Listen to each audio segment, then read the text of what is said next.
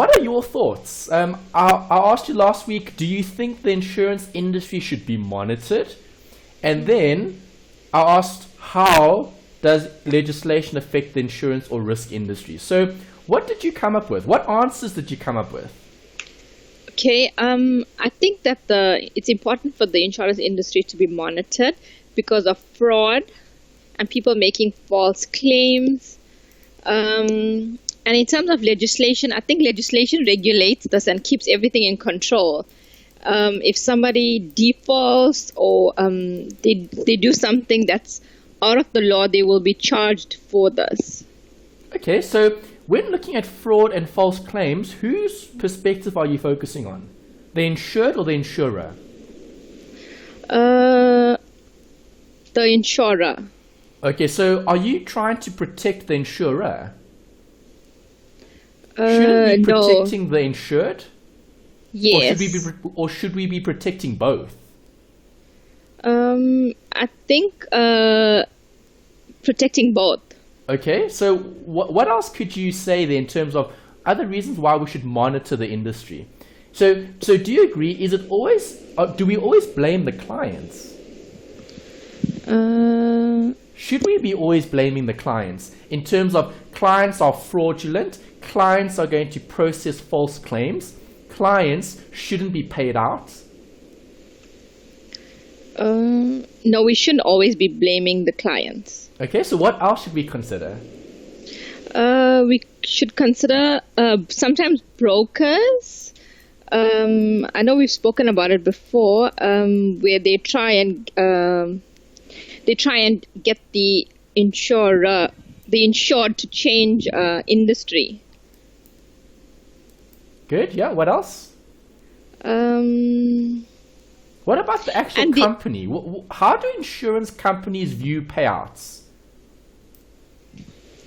I'm sure that insurance companies don't want to do payouts. Okay. So should they be monitored? Should they then pay out? If it is a valid claim, yes. Yes. Okay, good. So insurance companies actually make their profit from non-claiming customers. Yes. So if you're not claiming on your insurance policy, you're actually adding to the profit line item of those insurers. Mm-hmm. So what is insurance in their best interests? Insurance is seen as an income for them. Okay. Yes. And an expense when they pay the claim. Yes. All right. So if we're looking at monitoring, do you agree companies can also be guilty of offering products that may or may not meet the requirements? Yes. Okay, so not so long ago, there was, let me see if I can find the article. I've got something else up, but I'll show you that later. There was, I'll find the article just up, but let's just discuss it quickly. One of the providers, in terms of credit, were found guilty of selling certain policies to individuals that don't require it. So, for example, let's say you were buying furniture, okay, and let's say you were a pensioner, okay, and a pensioner was buying furniture and they took out credit with that company. Can that company then charge you for, let's say, retrenchment cover if you lose your job? No. Well, if you're a pensioner, you're not employed, okay, you've retired. Yes. Okay, so that was something that they picked up in the media, in the industry, from the media, that they were actually guilty, and they actually admitted to it, and then they paid a fine for it. Okay, for selling products, insurance products, to people that don't actually need it or require it. Yeah, because a pensioner shouldn't be having to pay a premium for retrenchment cover as part of the credit agreement they have with the provider. Okay, but we'll see that just now. And then the second question, how does legislation affect the insurance industry? I think they sort of control. It's sort of like rules that that the insurance industry needs to follow and abide by. Okay. Anything else? How does it affect the industry? So you've told me what it is. You've told me the legislation is the control and the rules. but how does it affect the industry?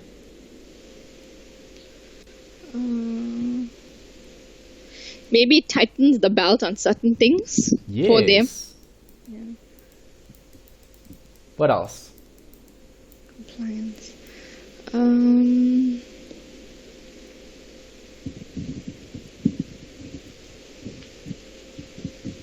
There's nothing else I can think of. Okay, there could be maybe legal. Okay, let's say the legal actions or the consequences, perhaps. Okay, in terms of what can or can't be done, in terms of maybe judgments in the past. Okay, so legislation affects things today, but it's based on what has happened. Okay, those judgments, that law of precedence. Yeah. Okay, remember, this particular module is very similar to some of your law modules because it's theoretical, it's based on case law. We spoke about one or two types of cases that come up where people are arguing what should be paid out or what shouldn't be paid out. Remember the burden of proof related to a proximate cause, okay, or the dominant cause. Okay, that was something we discussed last week. What actually caused the damage? Was it the fire in the building or was it the storm? If it was the storm, it's an act of God. It was not going to be claimed for. But if it was the fire, then it's part of your policy, then that should be claimed. Okay, so legislation also affects the risk or insurance industry from a law of present point of view, because everything that happens in the past can come up later or that can influence future decision making. Okay, good. All right, so let's close this set of slides. That was the last page on on week 4 separate study notes. We're obviously looking at support material 5 now, looking at the reinsurance. Okay, this is week 5's slides. Before we start with this, I want to quickly put up that website. Okay, the FSB. Okay, is the insurance industry part of the FSB? Yes, they should be. Okay, yes, it's financial services. Okay, financial services are broad. Right, you get banking, you get investments, and you get insurance, okay? Wealth management, asset management. Right, as long as it's dealing with some sort of financial service, meaning you as a business, you're offering a service or product to a consumer in that industry, you would have to meet the requirements of the FSB, as well as any other applicable legislation. Okay, so what is the FSB's role? It's to promote and maintain a sound financial investment environment in South Africa. Okay, so in other words, protecting both you and I as consumers and also protecting the industry as a whole, okay, by looking after all the role players. Okay, we need a sound financial investment environment, okay, or a sound financial environment. If things aren't done a certain way, then things are chaotic. And if there's chaos, then we don't have a good financial system. And if countries don't have a good financial system, then that creates a problem. Okay, where countries can actually fail or find themselves wanting in terms of being a role player in the global context because they're not presenting a particular, let's say, image, okay, to the rest of the world. So just something interesting here in terms of insurance, okay? There's an insurance bill. It's bill number 1 of 2016 and annexures. Okay, so that's something that's quite new. Okay, 2016 was last year. Right, is a bill law? Yes. No, not yet. Okay, a bill needs to be signed into law, which then becomes an act. Okay, so a bill is something that they discuss and they debate in Parliament. And then once they've decided, okay, we all agree, let's make this law, then they sign it and it becomes act, it becomes binding on the country. Okay, so you can see that things always change. Okay, legislation is always changing. It will never ever stay the same because there's always new cases, new things are debated.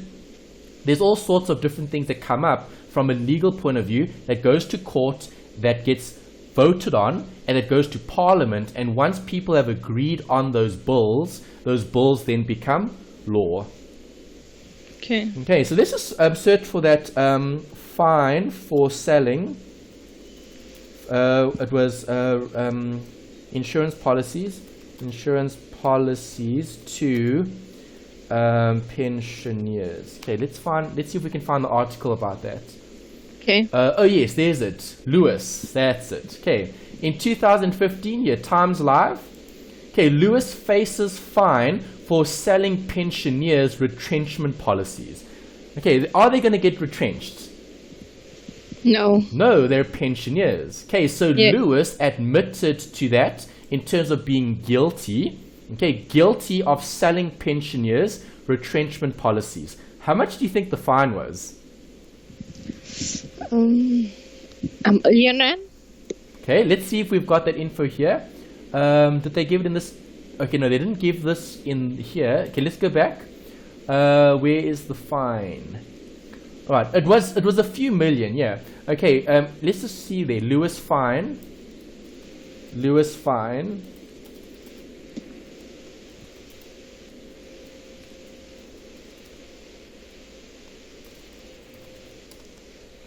How much was the fine? Do they give it to us? Okay, it doesn't look like it. Maybe fin 24 perhaps. Okay, Lewis faces fine for... Oh, it might still be debated in court if this was September 2016. Okay, because we know how slow the legal system is, right? Yes. Things take forever to conclude. So they might not have established it. I think there was talk about the fine being a few million rand. Have they concluded? Have they? Okay, here's a note. Yeah. All right, so they've admitted they're going to be refunding 44.1 million to a group of its customers for the cost of loss of employment insurance mistakenly sold to them. Okay, so that was almost like an admission of guilt. My word. So Lewis didn't want to go to court and deny it. Okay, because remember, if they denied it, that's even worse. Yeah. Okay, so what they've said is they said, well, we admit that we made a mistake. We sold insurance to people that didn't need it. Okay, and now they're going to refund. So obviously they're refunding this because that's how much they would have sold to their customers.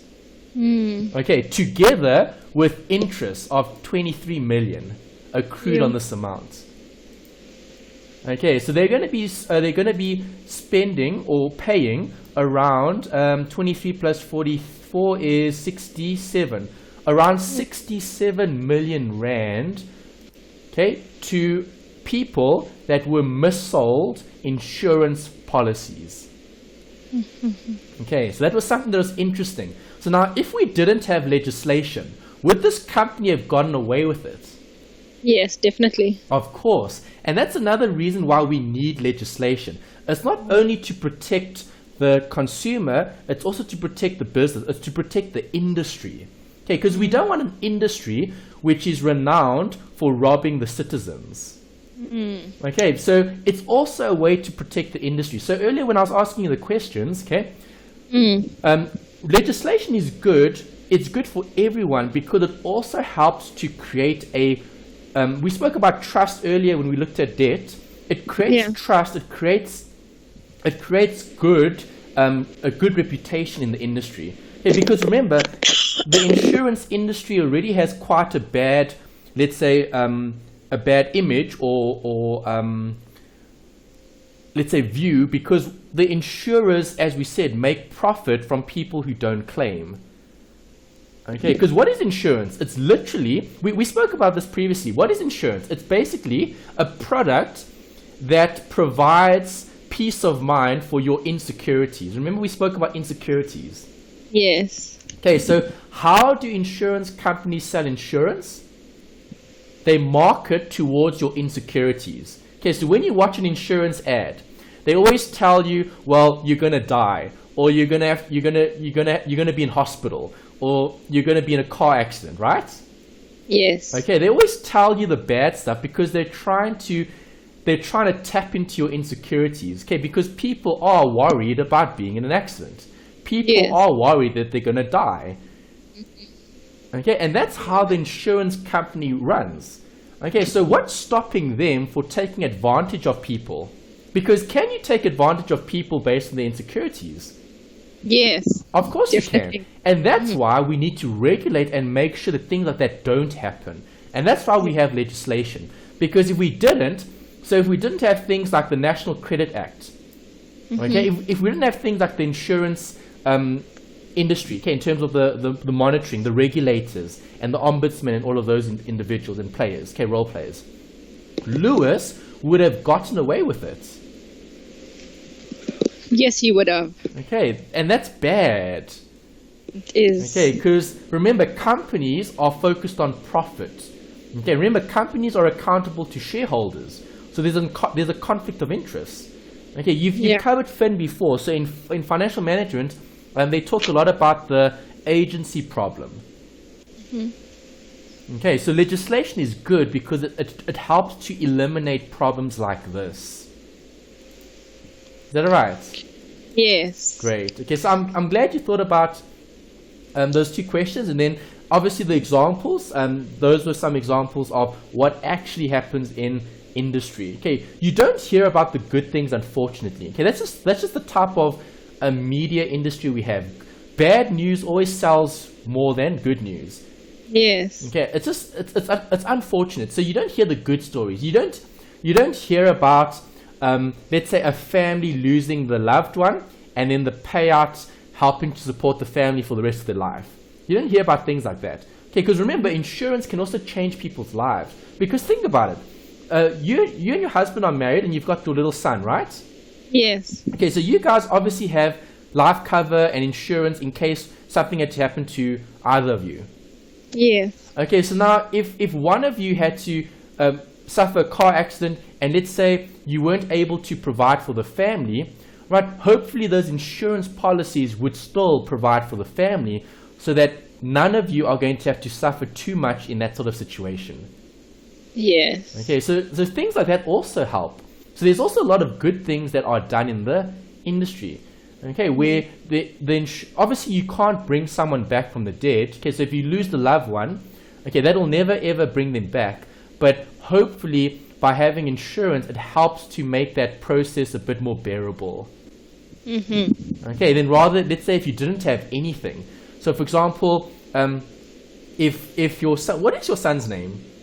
His name is Kahil. Kahil. Okay, so if Kahil didn't have Melanie or didn't have mom and dad, okay, then surely he's all on his own. That would be a lot more difficult, okay, to deal with if there wasn't any sort of, let's say, insurance or policy in place. Because now, who looks after your son?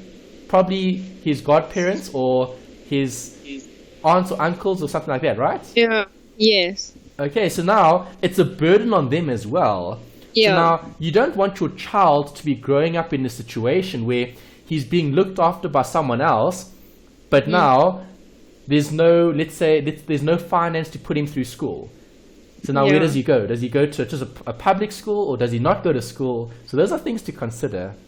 Yes. Yeah, so we don't hear about the good. We always hear about the bad. We hear about these big companies stealing millions from their citizens because of mis-selling of insurance. We hear those articles, but we also don't hear about the ones that actually change those people's lives for the better. Yes, true. Yeah. Okay. All right, so to start off here, I've given you some recap slides just to see if you're still comfortable working out the gross capacity. Remember, you aren't going to see too many calculations, but if you do see some calculations, they often test these types of workings. Okay, this will always come up. There'll always be one or two questions covering these treaties. Okay, and look at the gross capacity. So what is the gross capacity of example 1? Okay, it's 100,000 plus 9 times 100,000. Which is? 1 million. Okay, so it's a million. So gross capacity means a million. So how much is the sum assured that they want to write? 2.5. 2.5, yes. So what happens to the other 1.5? Remember, this is a treaty. So what happens to the 1.5 that's additional? What two types of reinsurance do you get? It's something about stop insurance, I think. Okay, treaty and facultative, eh? Facultative, okay. Okay, so 1.5 is facultative, meaning it will be negotiated. So if the reinsurer wants to carry more risk and they're happy to finance or to provide, let's say, insurance rather, okay, as the reinsurer for the additional 1.5 million, then they can do that. But then that's done separately. Okay. The surplus treaty means they're going to offer R1 million as their gross capacity. Okay, in terms of writing business. So writing business would make up 1 million, and the 1.5 would be additional that would need to be negotiated on. Okay. Okay, next one. If it's a 5-line treaty, 5-line, it'll be 400,000 plus 5 times 400,000, which is 2.4 million, sorry. Okay, so the difference is? 100,000. And what is that viewed as? Facultative. Correct. Okay, so now the gross capacity is a bit bigger, but still not sufficient to cover the sum insured. Yeah. Okay, so 100,000 would be negotiated on separately, not part of the treaty, as part of the reinsurance. Okay. Okay, good. Next, 2 more. 2 more. The next one is 400,000 plus 9 times the 400,000, which is 4 million. Good. So gross capacity covers the sum insured. Okay. So the surplus treaty is sufficient for this business's operations. Okay. Okay, the next one is 400,000 plus 5 times the 400,000, which is 2.4 million. Good. So the difference again, negotiated, facultative. Yeah. Okay, nice. All right, so new section. We discussed and debated these questions earlier. So from last week, we spoke about, does legislation help or harm the industry? And the answer would be help or harm? Help. It's both. Okay, Both, it can yeah. help the industry, but it can also harm the industry. So we spoke about reasons why we need it, okay, to protect consumers, all right, to keep the industry good in terms of not having fraud and corruption, okay, as rules in place. How can it harm the industry? What's the harm? If you have all this legislation, what's the harm? Fewer people taking insurance. Maybe, okay. Yeah. But what else? How else does legislation harm the industry? I wrote a word earlier called compliance. Compliance. Okay, so what harm does that cause the industry? Is compliance good or bad? Compliance is good. It's It means good, but yeah. it's bad because of all the admin and time and effort that goes into complying. Yeah. Okay, so yes, compliance is good because it creates peace of mind, but it also creates harm because now, think about small insurance companies. They might have trouble operating because they can't meet all the requirements. Okay, which reduces competition in that industry. Because think about it. If you have lots of legislation, are you going to have lots of role players? No. Well, not really, yeah, because as a role player, if you're starting a new business, okay, let's say you wanted to start your own insurance company. That's going to take a lot of time, a lot of effort, and a lot of compliance to create it. Okay, so if it's so difficult to get into the insurance industry, okay, that creates less competition for the established insurance companies, Okay. which reduces competition. So if there's reduced competition in the industry, that can also harm the industry. Okay, because you want an industry where things are competitive. The more competition you have in the industry, the better, because then that creates better products at a cheaper price. Okay. Okay, so that's something to consider as well. So help was important. We spoke about all the good things, and then just a bit of the bad things there in terms of the harm. Compliance is probably the biggest thing that will harm the risk and insurance and financial industry. Okay. Right, so we've got different types of acts. Okay, insurance companies must conform to which acts?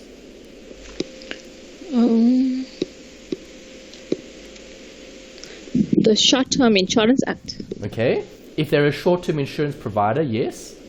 What else?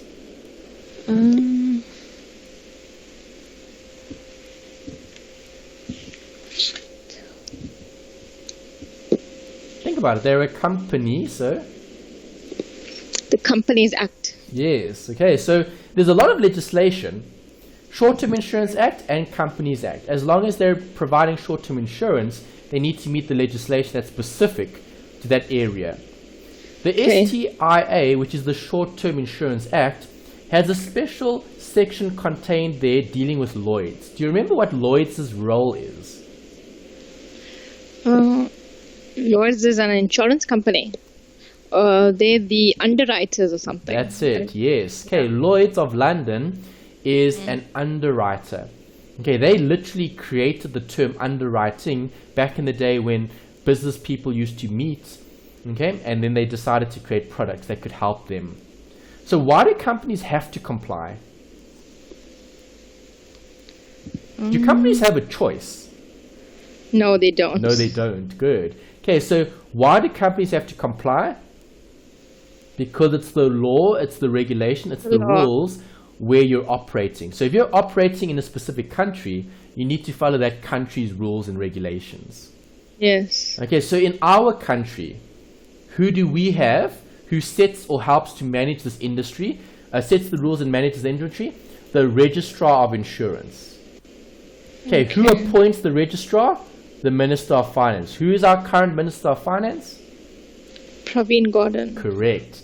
Okay, so he appoints the Registrar, and the Registrar's responsibility, okay, is to manage that industry. Okay, to make sure that industry is operating effectively, that there isn't any, let's say, problems with the rules or the laws, or people aren't not following the rules or the laws. They need to comply. Okay, so assigned powers operates from the FSB and the rules and regulations. Those are different things that the Registrar of Insurance is going to be looking at in terms of their role. Okay, they obviously need to manage the industry, and they then add value by being almost like a watchdog. Okay, they're watching over that industry to make sure that things are operating effectively. Okay, so you need to comply. We spoke about that because it protects all the parties, not only the insured, but also the insurers and any parties that are involved as part of that transaction. Okay. Right, so when looking at the registrar, what does the registrar require then if they're going to be managing and watching this industry? What must they do? They need to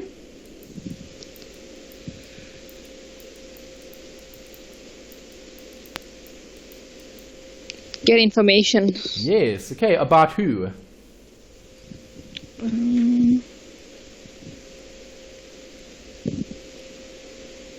The different insurers. Correct. Okay, so as a registrar, for the registrar to understand what's happening in the industry, they need reports.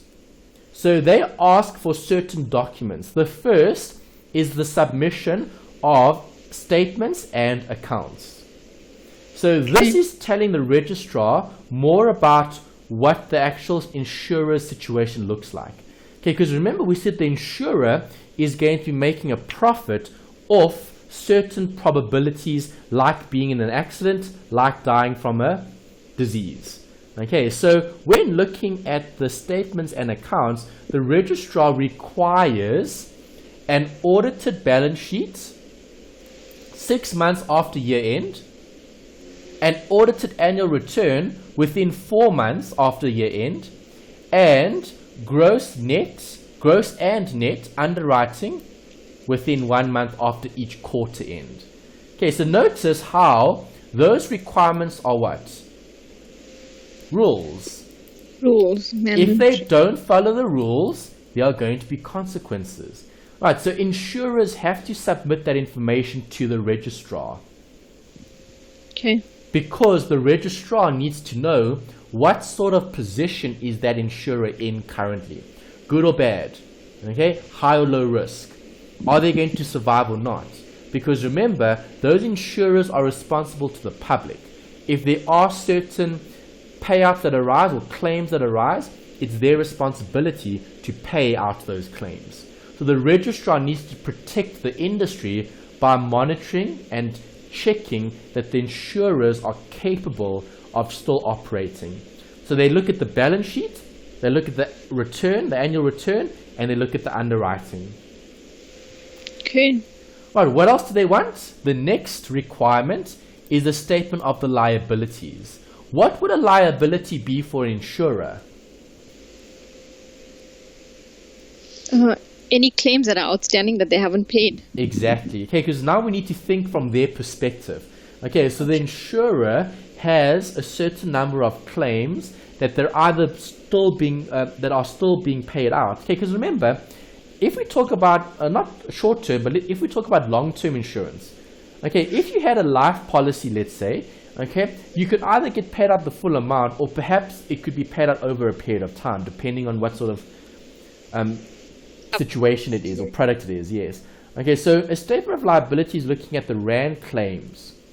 Okay, we look at the reserve of claims incurred but not reported. Right, so provisions, things that are still going to arise. Okay, so you might have a claim that's being processed. Processed claims could be part of the provision. We may or may not have to pay. Okay. Okay, so what happens if there is a reinsurance in place? Okay, a policy in place.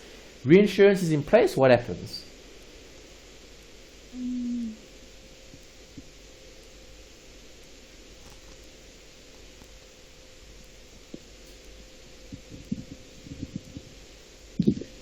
Would the liabilities be more or less? Less. Why do you say less?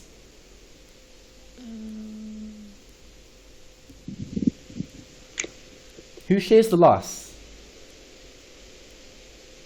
The underwriter. The reinsurer. The reinsurer, sorry. Yeah, so your statement of liabilities can also be affected depending on whether you have reinsurance or not. Okay, because remember, you're transferring risk from the insurer to the reinsurer. Yeah. So claim negotiators may generate estimates for these provisions. Okay, I've put a note here about conclusions, okay, because they've given you quite a lot of scenarios. So I'll read the scenarios and we can discuss if it's too high or too low in terms of the estimates. Okay, so let me find that page first. Okay, there's it. Okay, and then let's discuss the ones that we have here, and then you can tell me if it's too high or if it's too low in terms of the claims estimates. Okay, so let me just put the answer there. Amounts are net after the recoveries from the reinsurer. Okay, because remember, the reinsurer is taking on risk because you are transferring it to them. Yeah.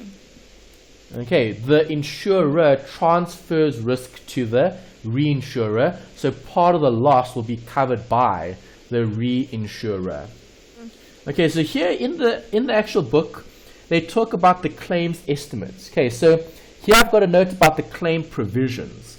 Okay, provisions meaning you're providing for claims that may or may not arise. Do you agree? Yes. Okay, so in the short-term insurance markets, an important function of the claims negotiator is to raise an estimate. Why must they raise an estimate? What are those provisions going to be?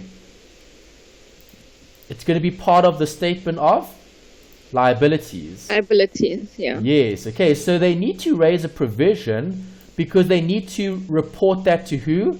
The registrar. Registrar. Okay, so the registrar wants to know, what are the provisions? How much do you think you're going to be writing off in terms of claims? Okay, so we know what their role is, right? They need to provide a estimate, okay, as the assessor, okay, the negotiator. Right, if it's too high, okay, the company is reserving money that could have been used for the expansion of the business. Okay, so if I've got too high of a estimate, okay, or a provision, what's the effect on the company? No or less investments. Yes. Okay, because your provisions are higher. Okay, Right. so the company is reserving money that could have been used for the expansion of the business. See, there's a conclusion. It's too high. Okay, if it's too high, are they going to keep more or less as a reserve? Less reserve.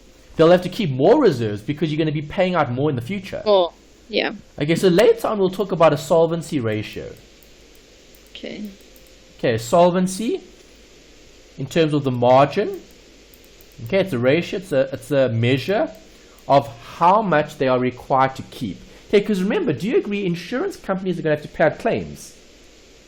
Yes. So they'll have a good estimate around how much is going to be claimed by their customers. So they need to provide for that, and they need to have sufficient cash on hand to pay for those claims if they do arise.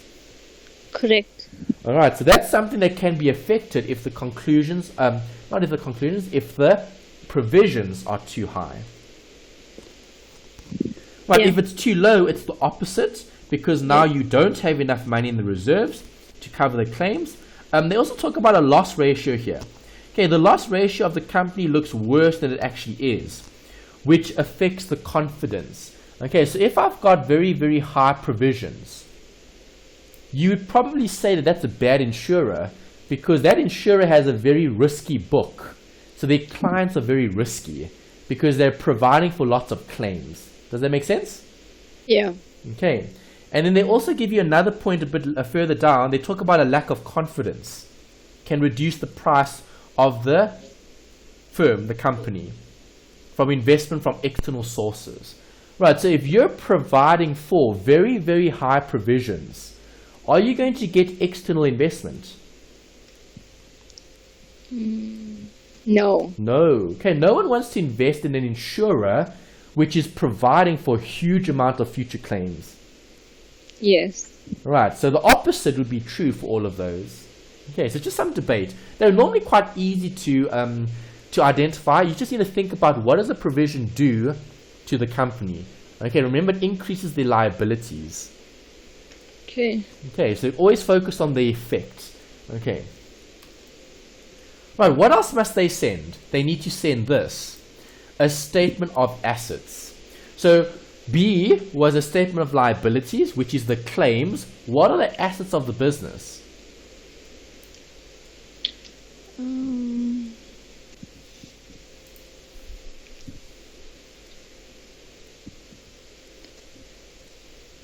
The assets would be the actual clients that pay in the premium.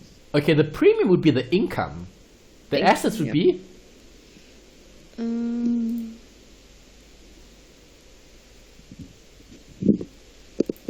the resources, right? Resources. Yes. Okay, so it could be the land, the buildings, the debtors, the receivables. Okay, can goodwill be recorded for this requirement? Does the registrar allow the insurer to include goodwill? I don't think so. Why not? Is goodwill an actual asset? Yes, it is. No, it isn't. No. Goodwill isn't an asset, so can it be recorded? The answer is no. Okay.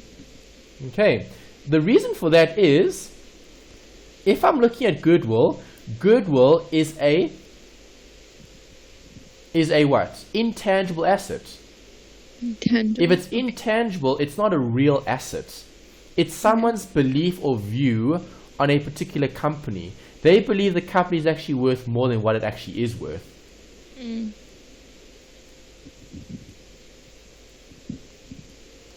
that right?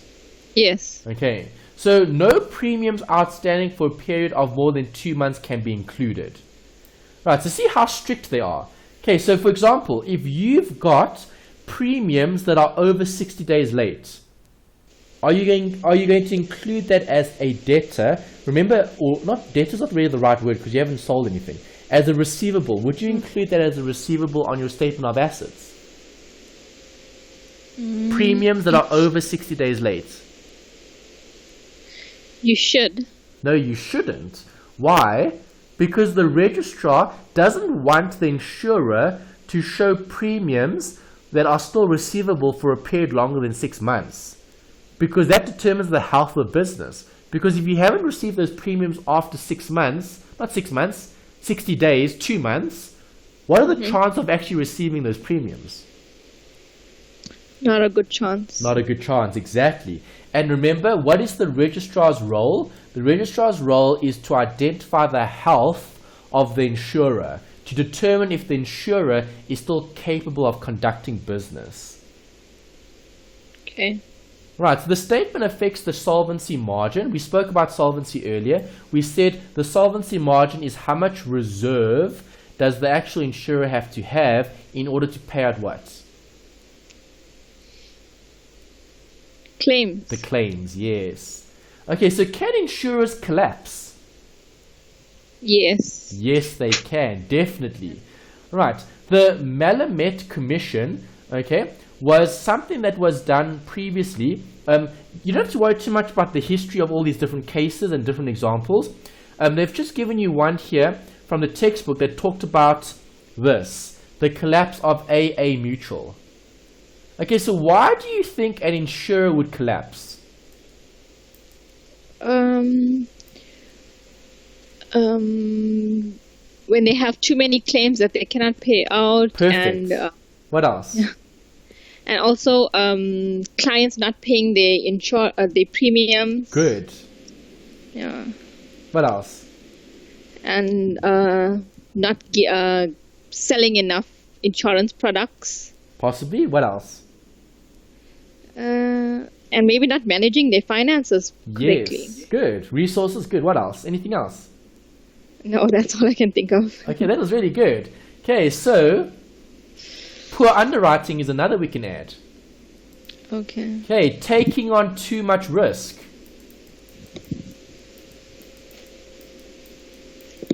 Not underwriting. Okay, underwriting, remember, is the process of establishing risk and identifying the potential loss.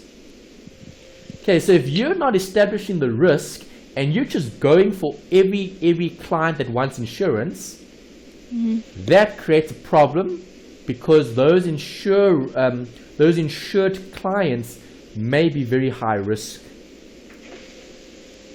Okay, so those are some of the reasons that they've highlighted in the discussion relating to AA Mutual. Okay, so insurers are like any other businesses. They can collapse. The reinsurance is a transfer of risk to the reinsurer, and the registrar is a way to regulate and to check the health of those insurers. Okay. Okay. Next. Here's a note about the solvency margin regulations. The difference between assets and liabilities. Okay, so if assets are greater than liabilities, good or bad? Good. Correct. If it's opposite, it's bad. What do the reserve requirements need to be? Well, we'll look at some of the requirements here at the bottom. Just a note about the solvency ratio though. Is a high solvency ratio always good?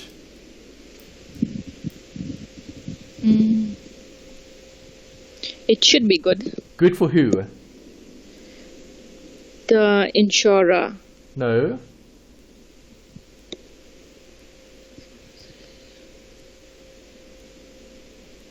The insured. The insured. Okay, think about it, Melanie. Would you want an insurer with a very big solvency ratio, meaning they've got lots of reserves, or would you want one with very little? Little reserves. Little reserves. So that means if lots of people are in accidents, they can't pay out everyone. Oh no. No. More reserves. So you would want an insurer with a high solvency ratio, right? Yes. Because that means they have lots of resources. So if you're in an accident, the chances of them paying out are quite high. Yeah. Versus if it was very low, where they might put you on a waiting list and say, well, sorry, we can't pay everyone's car accident. You're going to have to wait in line until we can pay. That's not good, hey? No, it's not. Okay, so it's good for who? The insured. But it's bad for who? The insurer. The insurer's shareholders, the owners. Okay, the business. Okay, because the business wants to use those resources in other areas, right, that generate more value. So Yes. does the company want to keep millions set aside just for paying out claims? No. No, but that's what they're required to do by law. Okay, by law, the registrar is going to require them to keep a certain amount as cash, as solvent or let's say liquid assets to pay out claims. Okay. Okay, so as an insurer, do you want to follow the legislation? Well, you have to, you have no choice. But Yeah. if you had a choice, would you want to follow the legislation? No. No, because they would rather take that resource and put that in somewhere else, put that in other areas that can grow the business. Okay, but they're required by law to do so. Okay. All right, so what are the solvency requirements? Well, so SA insurers must hold assets not less than its liabilities plus the greater of 5 million or 50% of the greater amount of the premium income in the previous 12 months. Okay, so, okay, I've put a note here just with regard to what we spoke about.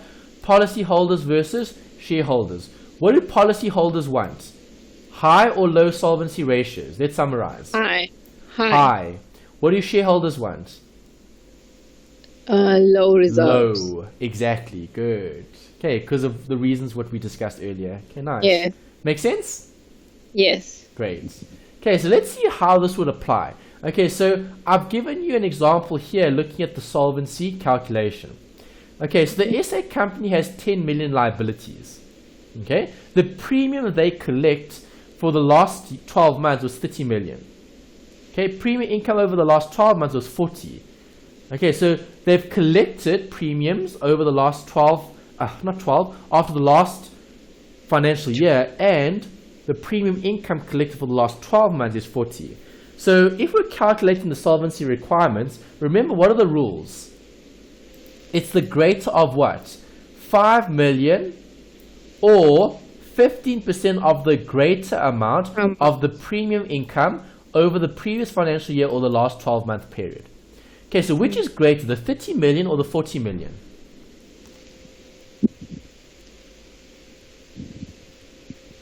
The 40 million is bigger. Yes.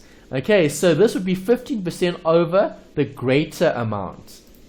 Okay, so 15% of the greater amount. So which is greater? The 50. The 40 30, million. sorry. The 40. Yeah, the 15% of the 40 million, right? Yes. Okay, so now we're looking at what? Well, what is 15% of 40 million? 6 million. Okay, so now which is the greater amount? 10 million, which is what? The liabilities. Because remember, the solvency requirement was, okay, assets must be greater than liabilities, but greater by 5 million or the greater of 15% of your previous financial year or the last 12 months. Okay. Okay, so how much is the final amount? How much are they going to keep as a reserve?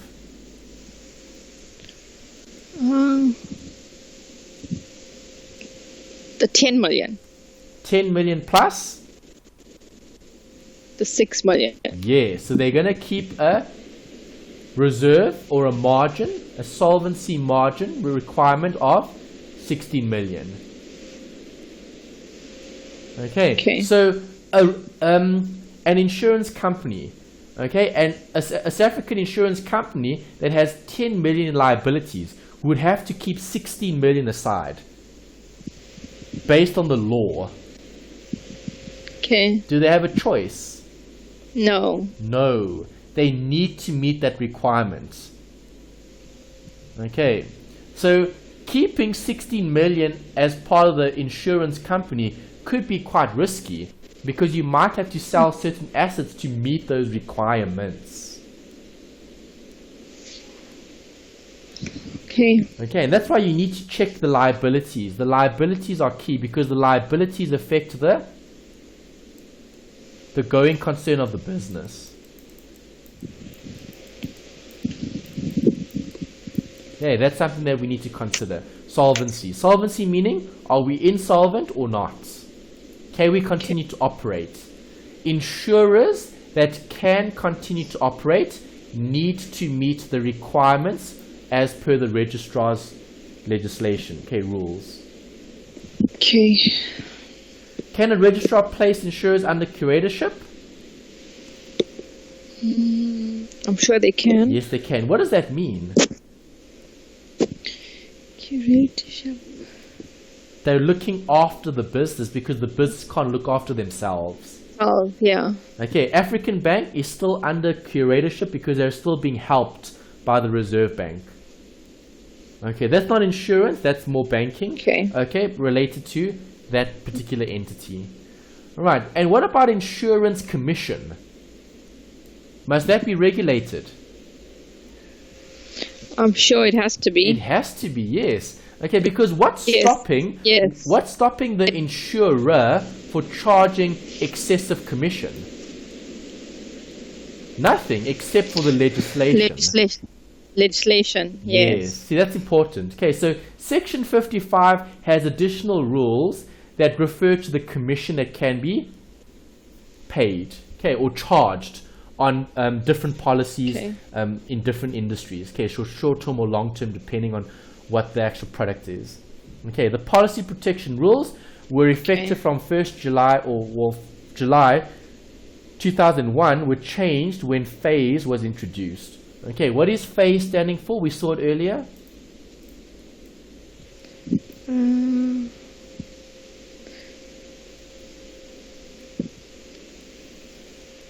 Got. Financial Advisory and Intermediary Services Act. Okay. Okay, and phase regulates the providers of insurance products. Okay, there's the definition again. And there's a note about the Financial Institutions Act. Okay, so obviously we're dealing with big companies here, or small companies, so they're institutions. Right, so insurers investing or keeping in safe custody controls or administers any funds on behalf of any beneficiary or principal must do so in good faith. Okay, what does that mean? Good faith. It's about trust. Yes, good. I'm glad you used that. Okay, I was just about to mention that again, yeah.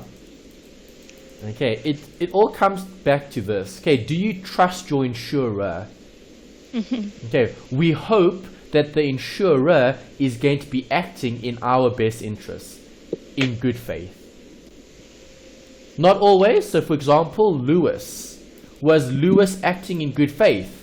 No. No, and that's why they're paying back all of those retrenchment policies that they sold to people that weren't even working.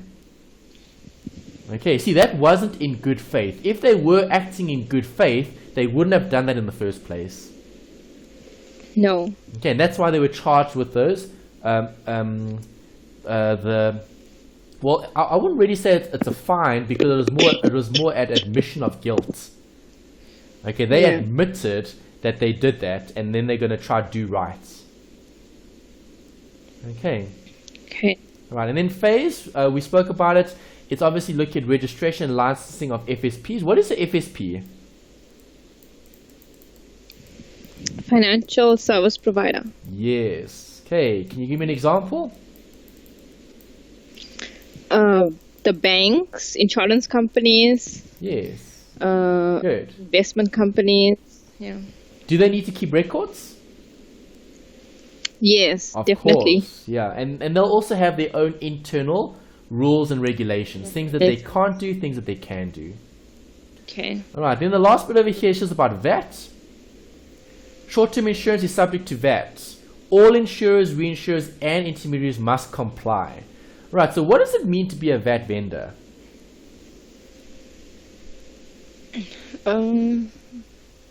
It means that you charge your customers VAT and that you also pay VAT. Correct. Okay, good. So if you're a VAT vendor, if goods come in, inputs are viewed as input VAT, right? Yes. Okay, and output VAT is outputs. Output VAT, coming in and out. Okay, so output VAT will be charged on the policies, okay, as being part of the premium. Yes. Input VAT would be all the, let's say, payments. So payments for rent, payments for operational costs, and so on. Okay, you'd be able to claim it. Okay, so yes, insurance companies can be considered VAT vendors because they're still operating. So if they're operating, they can be considered a VAT vendor. Okay. Right, is Sasria subject to VAT? Do you remember what Sasria is? Did you check, Melanie? I know you, in the past you said you wanted to check if Sasria was included on your car insurance. Sorry. Oh, yes. I remember what that is. Did you check it? I remember you made a note. No, it's not included. I remember you said, it's not included. Oh, you didn't? No, I didn't. Okay. Yeah, because Sasria, remember, was that additional cover that you choose that's not automatic on your policy. You select if you want it to be included or not for riots and things like that, eh? Yeah. Okay. Is it subject to that? Yes, I think it should be. Okay, I think I've got the answers here. The answer is yes. Okay. And is commission subject to that? No. Commission is excluded.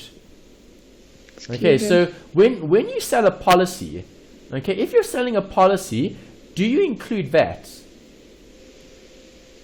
Yes, you do include VAT when you sell the policy. But does the broker get commission on the VAT inclusive or the VAT exclusive? I think they will get exclusive. Yes, they can't earn commission on the VAT as well. Yes. All right, so that's something to consider when looking at the commission. Okay, so is Sasria subject to VAT? Yes. Okay, good. Okay. And then there's a note about VAT. Short-term insurance is subject to VAT. All insurers will comply. Lloyd's, remember, is the underwriter. Premiums paid to overseas insurers and reinsurers are not subject to VAT. Why? It's international. It's international, yes. Okay, claims and commission are 0 rated. Okay, so 0 rated meaning there is no VAT. Well, there is VAT, but VAT at 0%. Okay. Okay, so when an insurer makes an indemnity payment, what is an indemnity payment? Do you remember what that word is? We saw that not so long ago, a few weeks back. Yes. To indemnify someone means to do what? Okay. To insure their life. Yeah, to put them back in the position they were before. They were. Okay. Okay, that's to indemnify. Right, so an indemnity payment, okay, an input VAT is claimed, right? It's a specific VAT rule that needs to be followed, okay, for the actual payment. So if you're paying for something, okay, there'll be input VAT on that claim. Right, so let's talk about a repair to a vehicle. What is the insurer going to have to pay? They're going to have to pay the supplier for fixing your vehicle. Yes. Will there be VAT on that transaction for the repair? Yes. Yes. So can they claim that as an input? Yes, they can. Yes, they can because it's an indemnity payment. Input VAT is claimed. That's probably an easy example to think about. Okay. Yeah. Great. Right, then National Credit Act, we saw it earlier. We actually saw it in the article as well. Remember Lewis?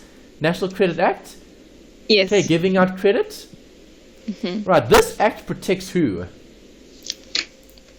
Consumer. Yes. Okay, so the consumer isn't going to be heavily indebted because the NCR, okay, the National Credit Regulator, is going to provide legislation that helps protect who?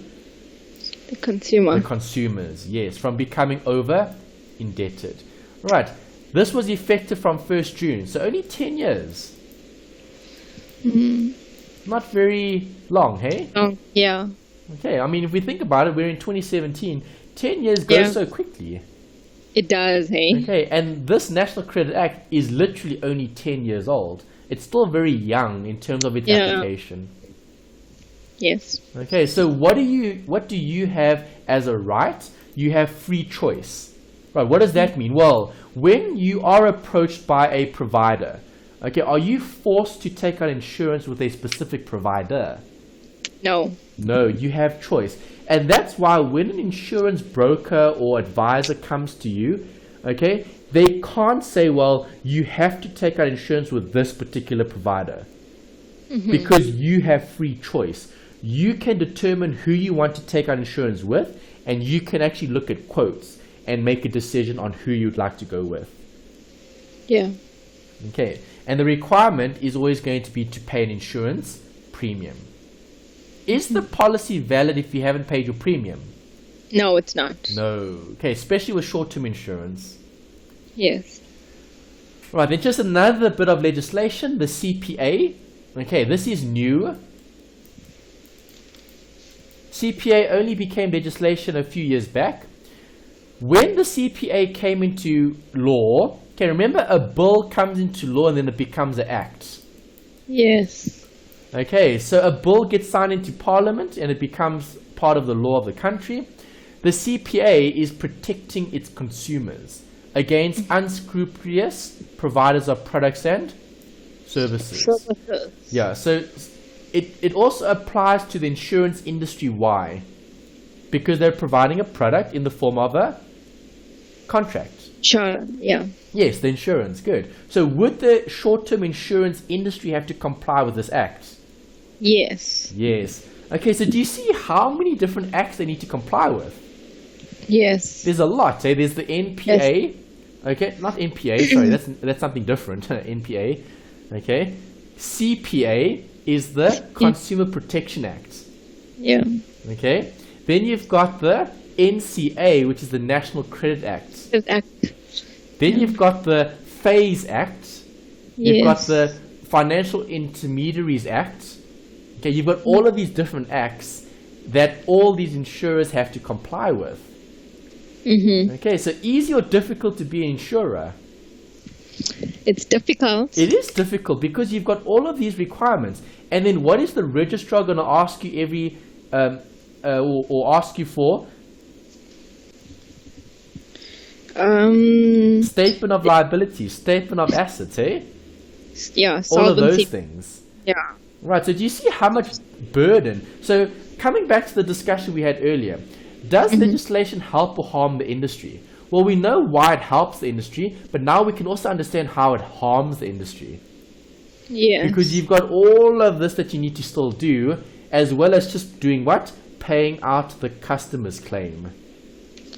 Okay. Okay, so can an insurer unfairly market products and services to you? Yes, they can. Can they unfairly market? They'll be breaking the law if they do that. Okay, they'll be breaking the law if they do it. So they can do it, but they shouldn't do it. Yeah. Okay, the Consumer Protection Act prohibits unfair marketing, okay, and business practices. Yes. Right, and also they're focusing on trying to improve consumer education. Okay, the standards of information. Right, most people. So, for example, how much do you actually know in terms of those policies that you've taken out? Not much. Okay, some people know a lot, some people don't know as much. And do you agree with the Consumer Protection Act? The Act is trying to make it easier for us to understand these fancy contracts. Yes. Okay, that's also something that the Consumer Protection Act is trying to enforce. It's trying to enforce contracts that are simpler to understand. Okay, because none of us are lawyers, so when they use all these fancy law terms, okay, we don't actually understand what they're saying. And that's something that this Act is trying to address. Insurance policies and contracts should be easier and simpler to understand so that we know what we're actually getting ourselves into. True. Okay, good. Right, and then we've got some more acts here.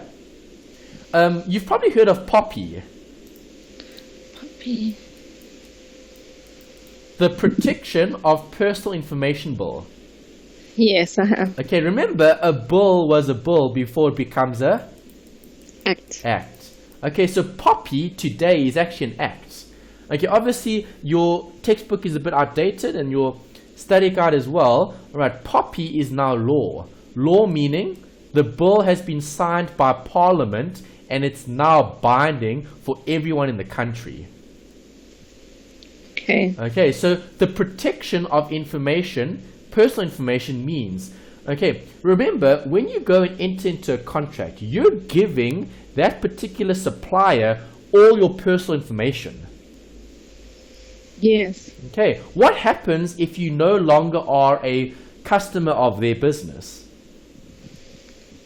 You're still binded by the act because you have signed a contract. Okay, but okay, let's say the contract is in. Okay, so let's think about this. Okay, Melanie. So you are with a insurer, right? With car insurance. Yes. Okay, let's say when the car insurance is coming up for review. Okay, you go and you get different quotes, and you see that you can get better cover at a better premium with a different insurer. And then what do? You move over to that insurer because it's a better product and it's at a cheaper price. Yes. Okay, can your old insurer still keep your records? I don't think there's a need for that. Yes, okay, based on the POPI Act, okay, obviously POPI is very specific, so depending on certain time frames. Okay, so you do need to keep those records for a certain time frame, but after that you need to destroy those records. Yes. Okay, because now that old insurer can't still keep your personal information because you're no longer their client. Yes. Okay, and that's what this particular act is looking at. It's looking at the destruction of personal information when you're no longer a client of their business. Okay. Okay, because if you move from one insurer to another, they still have all that information about you. True. And that can be a risk as well, in terms of maybe fraud and corruption perhaps. Yes. Okay, or just knowing your personal information. That's also a risk. True. Okay. Then there's also a Second-Hand Goods Act, which imposes better controls over the sale of second-hand goods. Okay, that doesn't really apply too much to insurance. Okay, because you don't really get second-hand policies. You used to get quite a lot of that in the past, where you could sell your policy to someone else. Okay, things have changed slightly, okay, in terms of the law because people abuse that. Right, then we've got a note here about compulsory insurance. Compulsory meaning everybody needs to contribute, right? Okay, so government imposes compulsory insurance. Why? What is government's role? Imposing. Like pension and provident funds. Okay, yeah, government is there to help the citizens and to grow the country. Yes. Okay, so government is going to impose certain compulsory insurance. Compulsory insurance, these are some examples. The Road Accident Fund, the Nuclear Energy Act, Unemployment Insurance Act, Prevention, okay, and Combating of Pollution by the Sea, okay, Export Credit Insurance Corporation, compensation for occupation, industries, and diseases. Okay, so you will look at this, see unemployment insurance, they touch a bit on that, and this one is covered in quite some detail. Okay. And the RAF as well, Road Accident Fund, because what is that? That's short-term insurance products, basically. Yes. Okay, so when you're in an accident, can you claim for the RAF? No. Yes, you can. You can. Road Accident Fund. There are certain claims you can actually claim through the RAF. Okay. So what happens, Melanie, what happens if there's a massive pothole? Oh yes, you can claim for things like that. Yes, and then that pothole causes you to cause an accident. Yeah. Now who do you claim from? Because remember, your vehicle is roadworthy and everything is fine, but now because of this massive pothole in the road, you hit the pothole, your car swerves and you cause an accident. Now who pays for that damage? You have to claim from Road Accident Fund. Exactly, because the state should have maintained their roads. Okay, and that's a compulsory insurance that the government imposes. Right, where does the government get funds for the RAF? From tax. Tax. Okay, things like the fuel levy. Okay, so petrol went up by how much after the budget speech? Was it 8 cents? 30 cents. 30 cents. Yeah. So petrol is 30 cents more expensive just because of more tax on the Petrol.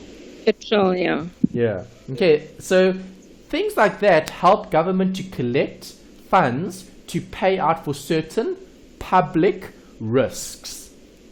Okay, so for example, compensation for occupational disease and injury. Okay, so if you're at your workplace, okay, and if you're working in a very hazardous environment, and now you contract a disease or you get an injury, can you claim? Yes, you can. You can claim from the state. Yes. Okay, good. Right, so reasons for imposing this is to provide funds. It's to ease the state's burden. It's to create a public attitude, okay, to avoid things like this, oil pollution, waste, right, and to protect the insured. All right, those are reasons why you have all these different rules and legislation. Okay. Okay. All right, so that covers that bit. Are you still okay? Yes, I'm okay. All right, can we push on? Yeah. All right, good. Okay, this one isn't as long as the other one. There's a bit less slides here. The long one was all the legislation because you had all of these different rules, policies, legislation, acts. Okay. All right, so let's talk about personal insurance. So now, this is actually quite a practical one. I like studying Unit 9 because students can relate the most to it.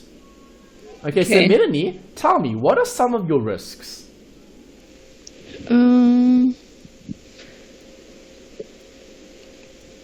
The risk of being in a car accident, death, building my household insurance, anything happening to my building, or my family. Good. Okay, so those are some of your risks.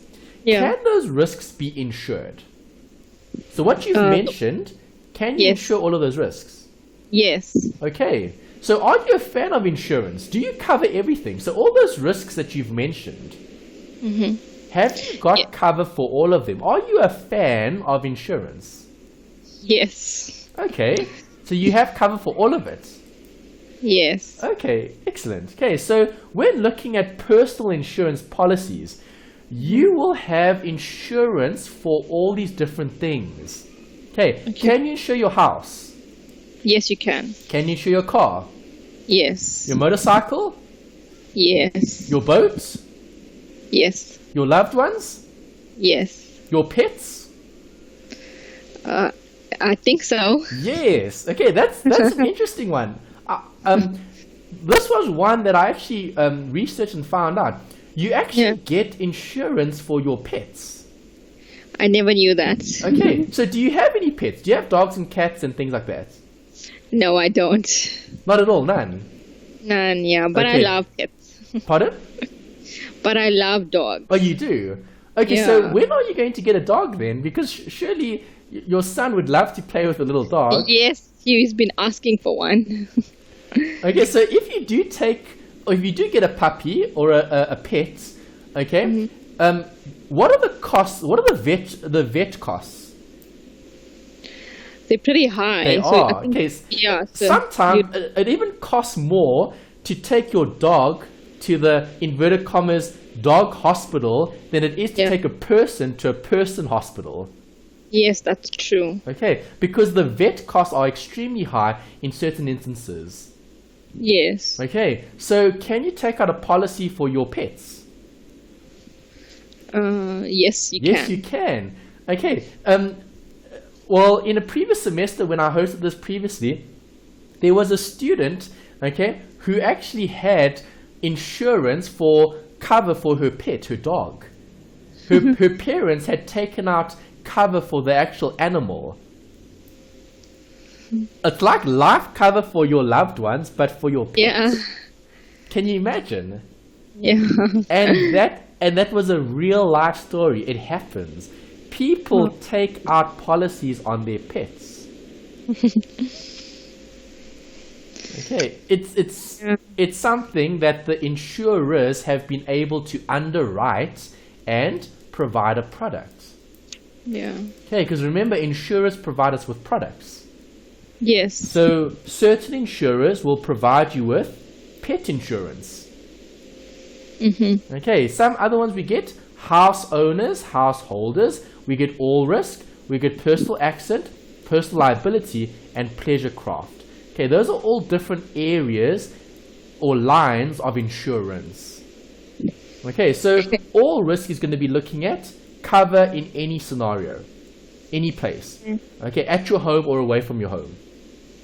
Personal accident? Yes.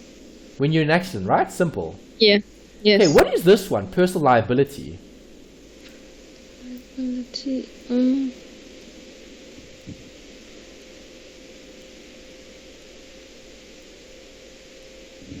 You mean like your body parts? No. No. Okay, you can get insurance for that as well. You're right. Yeah. Personal liability means you are sued. Insured. Oh. Okay, so if you get sued, is that a liability? Yes. Okay, who gets sued though? The individual. Yes. Okay, so it's a personal liability. Okay, and people that take out personal liability cover are people like doctors. Okay. Okay, advisors. Why? Because remember, doctors and advisors do something in their personal capacity, okay, that either gives rise to something good or something bad. Okay, so if a doctor is operating on your loved one and your loved one passes away, you're probably going to sue the doctor. Yes. Okay, because you'll be angry that the doctor didn't save your loved one. True. Okay, but what happens if that doctor did everything they possibly could, but the person still died? They're still going to get sued. Yeah. Okay, so now that's like medical malpractice where they need to debate, did the doctor do everything correctly? Was the doctor negligent? If they were, then they'll get fined, okay, and prosecuted. Okay, so personal liability is for things like lawyers. Lawyers also have personal liability. Okay, why? Because a lawyer can be sued. Because a lawyer represents a person. Okay. Okay, pleasure craft is looking at things like boats and toys, like those fancy toys that you can get in terms of your pleasure craft. Okay, there are so many different variations depending on the industry. Right, so different industries talk about things differently. Okay. Okay, remember, specific risks can be covered. Specialized insurers can provide unique cover. Cover for other things that you might not even think about. Okay, it's actually quite interesting that you mentioned that earlier. Okay, when I spoke about personal liability, you said cover for body parts. That is a specialized insurance product. Okay, so celebrities, singers can insure their voice. Yeah. Okay, models can insure their body parts. Yeah. Okay, so different people, okay, that have a certain like loss. So for example, if a singer loses their voice, there's a loss. Yes. Okay, if a model loses her beauty, then that's a loss. Yes. Okay, so those things can be insured. Okay, good. All right, so what is house owners insurance? Well, here's the definition. Owners meaning what you own, which is the building. Which is the building. Okay, so is this contents? No. No. Owners is what you have. Okay, the building, the bricks and mortar. Okay, immovable property. Okay, rates are normally quoted as the sum assured. Any house not meeting the definition of a standard construction, okay, will be considered high risk. Right, so they actually have a definition of a house. Okay, so for example, would a mobile home be classified as house owner's insurance? No, they say immovable property. Yes, immovable, meaning fixed to the ground. Yes. Okay, so if you had a movable house. Okay, did you know that you actually get houses that are floating? No, I didn't. Okay, let me see if I can find it quickly. I'll search for it. I'll show you a picture of it. Where's my there? Okay, let me search it. I forget what they call them. They call them it's like river houses. River houses. Brackets floating houses. Floating homes. Okay, there's it there. Those houses. Okay, those are houses that are floating. They can be moved around. Okay, literally, like those houses have like propellers and stuff that can actually move the house from one place to another. It's almost like a boat, but it's more than just a boat. It's a house. Amazing. Yeah. Okay, so would this be classified as homeowners insurance? The property can be moved. I'm not sure. It's movable, yeah. So you have to take out movable insurance for these assets. Okay, and some of them are really modern, like these fancy designs here. Okay, obviously architects are very innovative, so they come up with all these fancy ideas, and they actually create houses that are floating. Oh. Interesting. Yes. Okay, I mean, that would be part of a different form of insurance. Yeah. All right, so what protection can we get? We can get cover for fire, lightning, explosion, earthquake, storm, wind, water, animals, all of these different things. Okay, that's the potential cover. Potential cover meaning things that we can include on the policy. Okay. Okay, extensions may provide for extensive cover. Okay, so you might even extend it further. Accidental damage, public liability, loss of rent. Those are additional extensions that can be added to the cover that you're taking out with that particular provider. Okay. Right, here's the note about householders. See, this is the picture that I was talking about long ago when we first spoke about it.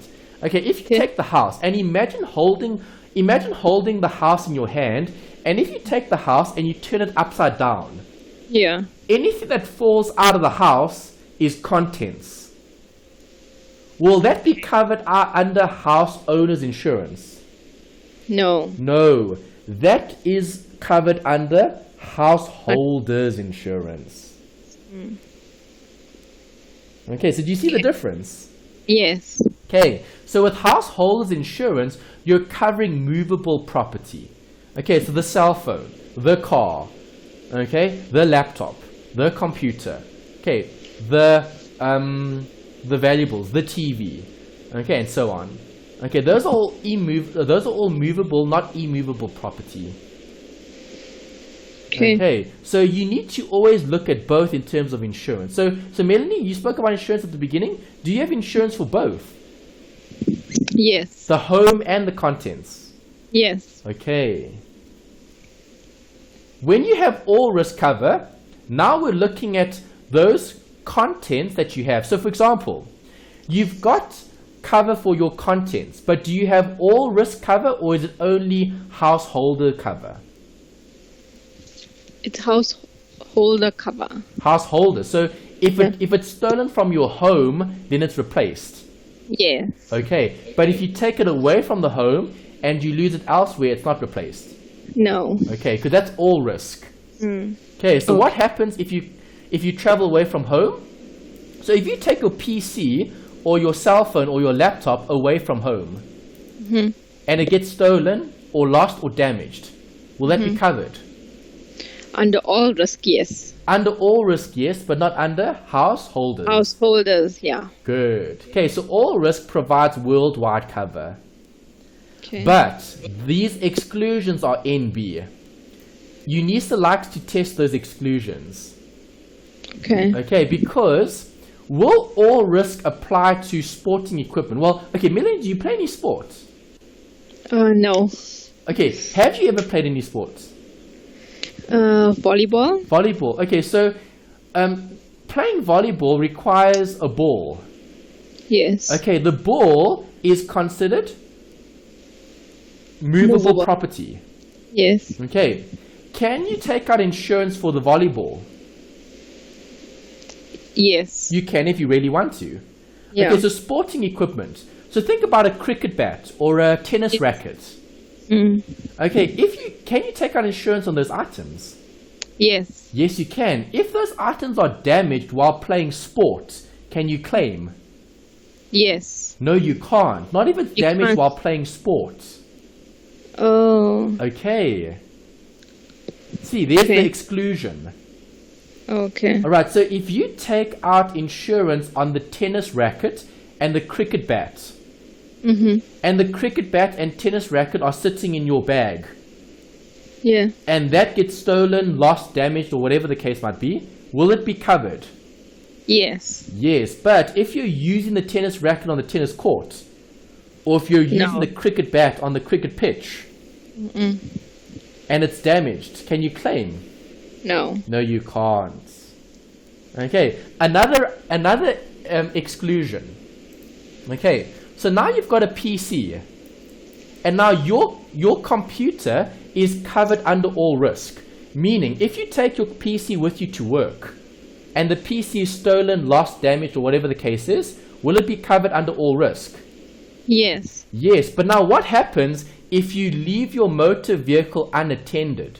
Meaning you don't lock the car. Someone opens the car and takes the computer.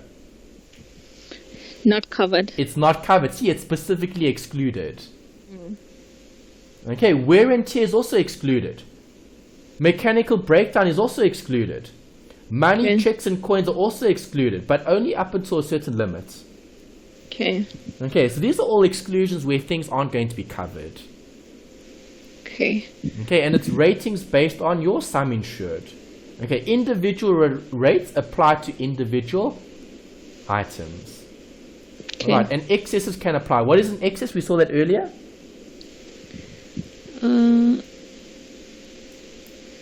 It's the amount that you pay. Correct. It's a form of self-insurance. Yeah.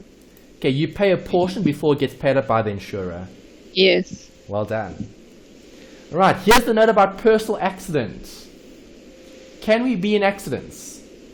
Yes. Yes, so this is looking at death, disability, temporary or total disablement, and medical expenses. Alright, so there is agreed compensation for injuries. Again, we need to look at this. The proximate cause. What actually caused the accident, the event, the damages? Okay. Okay. With personal accident insurance, can you get cover if you're 71 years old?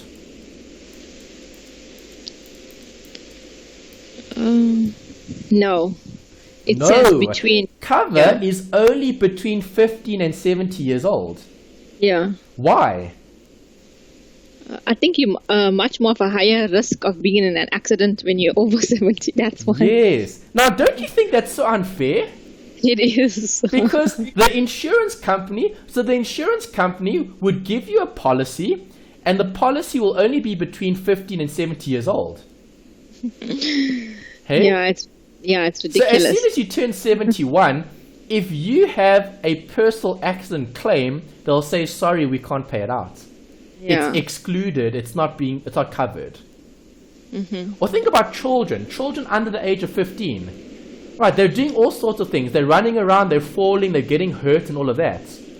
Yeah. Okay, you've got a son. Your son probably gets little scratches and bruises and stuff from playing around and stuff, right? Yes, all the time. Yes. So now can you claim that under a personal accident policy? No. You wouldn't be able to. Okay, No. because the insurer views little kids as being prone to get hurt and old people, very old people, prone to get hurt. So does the insurer cover those people? No. No, they don't. Okay. And that's why some people have a very, very negative view on insurance companies, because they only insure people, okay, that have a less risk of being in accidents versus then a higher risk. Okay, because remember, they're running a business. Yeah. Okay, so whether you view that as being unethical or ethical, that's a whole nother debate. Okay, because think about it. Think about the 71-year-old who now can't get insurance. Yeah, it's terrible for him. It sounds terrible, but that's the reality, unfortunately. Okay. Personal liability we spoke about earlier. Premiums are going to normally be very small, and the cover is quite big, okay, because it's looking at being sued, personal liability. But people don't always get sued. Why? People don't always sue. Because for someone to sue someone else, that costs money. Money, correct. And if you're suing someone, if you lose the case, you have to pay all the bills. Yes. All right, so people need to think twice before they sue someone. Like, you need to make sure you have a case, and the case has grounds to be successful. Okay. Okay. Small craft insurance is looking at those sailboats, those motorboats. Okay, you're in Durban, so I'm sure you've probably got boats, eh? Not the ones that I own. Okay, but I mean, when you go to the coast, you always see those things around, hey? Yes. You see those little those little sailboats, those little motorboats, those motorized, they're like those scooters. Those what do they call them? I forget the name. Some are jet skis. Jet skis, yes. Yes. Yeah, those things. Okay, so when you go to the coast, you see all those things. Will you have cover for those things? Yes, you can. Yes, you can. Okay, and you should, because those things are those things are prone to be damaged or lost or stolen. Yes. Okay, good.